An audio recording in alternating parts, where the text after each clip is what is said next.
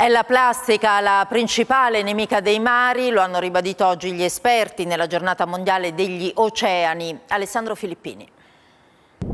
Ogni anno finiscono nel Mediterraneo 570.000 tonnellate di plastica. Per essere più chiari, è come se ogni minuto finissero in acqua quasi 34.000 bottigliette. E il nostro paese è purtroppo ai primi posti in Europa per produzione e scarto di plastica. Questi dati vengono dal report annuale del WWF ed arrivano proprio nella giornata mondiale degli oceani che si celebra oggi in tutto il mondo. Sono passati 27 anni dalla sua istituzione, eppure lo stato di salute dei mari di tutto il mondo non è rassicurante, nonostante sia ormai chiaro da decenni come da questi dipenda buona parte dell'equilibrio ambientale del pianeta. Non sappiamo proprio cosa sia il mare, ma non sappiamo che il mare ci dà da vivere, non sappiamo che il mare è il polmone blu della terra, non sappiamo che ci dà l'ossigeno e che deve star bene però. Per recuperare la CO2 perché ci aiuta anche in questo.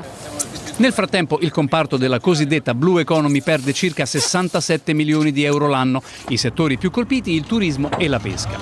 E mentre nel mondo grandi progetti industriali partono per tentare di arginare il fenomeno, in Italia è proprio ai pescatori che si affidano iniziative sperimentali che consentono loro di sbarcare in porto i rifiuti che ogni giorno finiscono nelle loro reti.